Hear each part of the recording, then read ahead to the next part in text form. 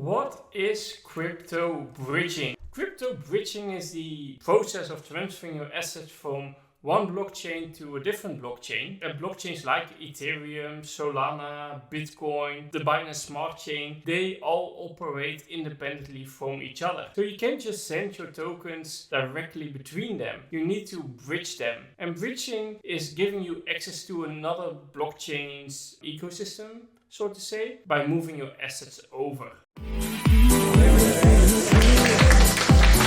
Now, not all bridges work in the same way. There are three kinds of bridges. We have the wrap token bridge, we have the native bridging, and we have the liquidity pools of relayers.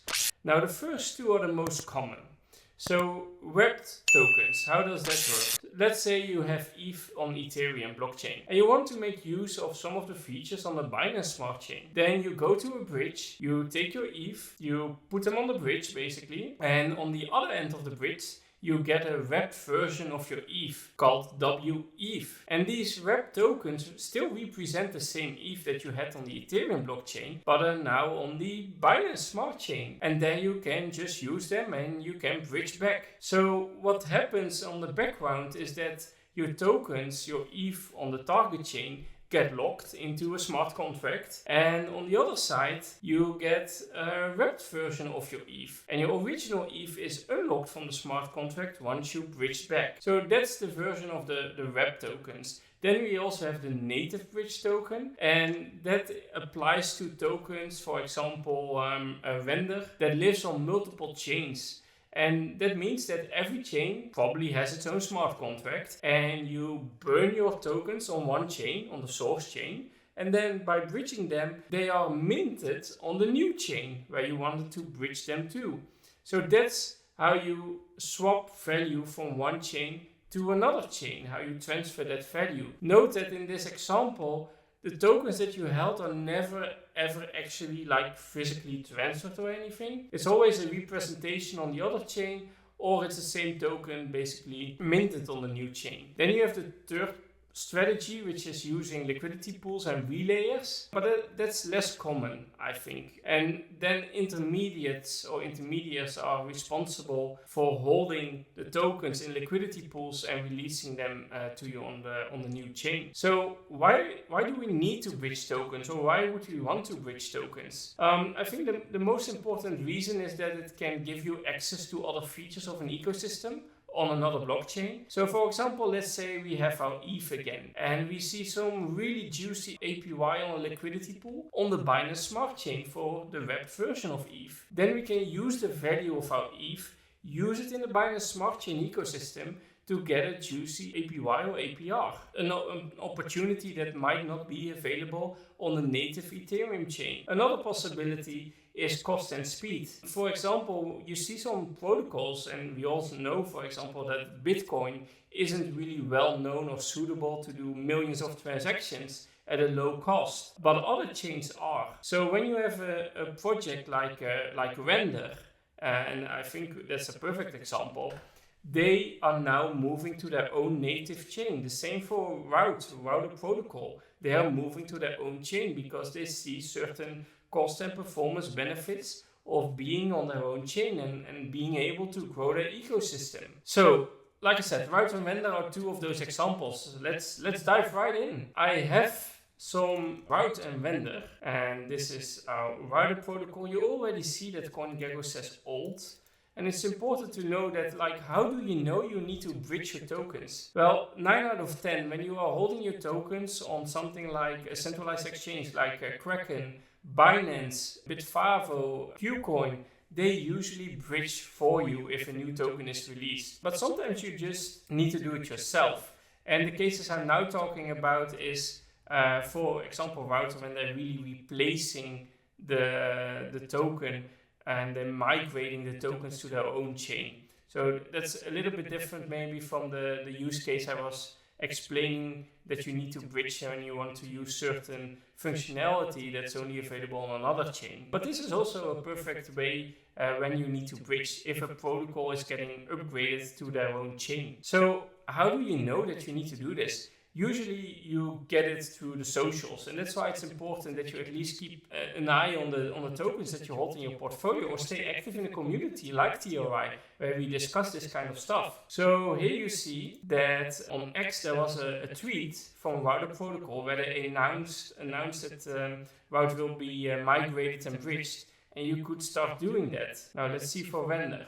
Same thing, Render, the old token, has rebranded to Render. More information, click here. It's again a tweet with a lot of info, and it's linking to a post with why this is happening, what the benefits are, the incentives to upgrade, sometimes you get some extra tokens, and a link to the upgrade environment. So like I said, for our example, we have a little bit of Route and Render.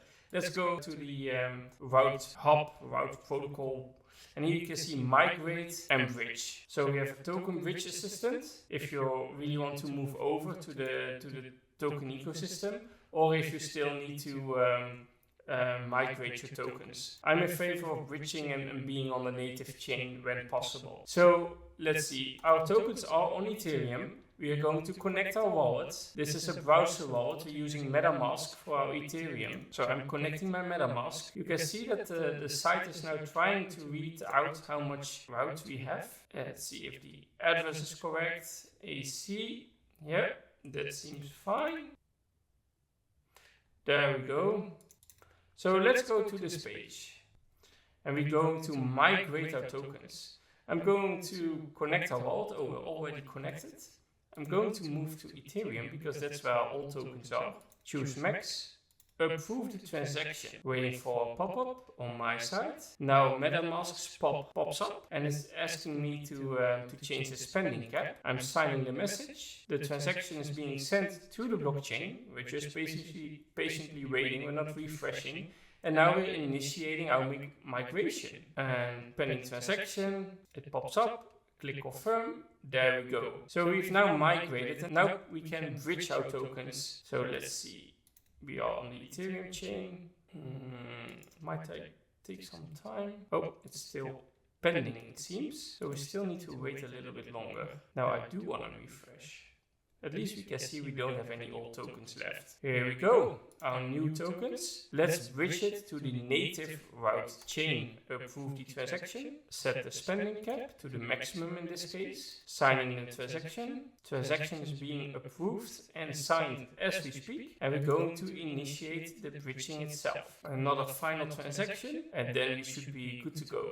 Make sure you have some Ethereum ready for to pay for the fees, and there we have it, transaction completed. And we've now bridged our old routes. We migrated them first from V1 to V2, and now we bridged them to the native chain. Let's see if we can do the same for Render. Connect our wallet, MetaMask, there we go. Solana wallet, we have Phantom. I like Phantom being our main Solana wallet of choice at TRI. I'll click connect. And I'm going to transfer my 9 Render to the native, to the new token basically, which is on Solana. I'm sorry, I thought it was on the native Render blockchain, but they're simply moving towards Solana for cheaper transaction fees and faster execution. Approving burn. This is where you can see what we were talking about earlier, that the tokens are now being burned on the Ethereum chain. So the tokens no longer exist there. And now when they are burned, you will see that we'll get new tokens minted. At least that's what I'm. In the meantime, I will finish off this video as well by talking a little bit about the things you have to consider. What you see is that when a project starts doing these bridges, migrations, upgrades, whatever they call it, you have to be very aware of scams and the possibility of losing your coins. Because if they say, okay, we're going to swap all your Render here, then there are probably scammers that are creating a fake website that looks real, that are just out there to steal your Render tokens. So always make sure to follow the original social media. Also check in the community of TRI to see if something is safe. Check in with the project itself, and just never be the hero that wants to do it first. There's no hurry usually. Usually you have a few weeks or a few months at least for completing the transfer of the bridging or the upgrade. So don't be in a hurry, take your time and see what the experience of other people is before you attempt doing it yourselves.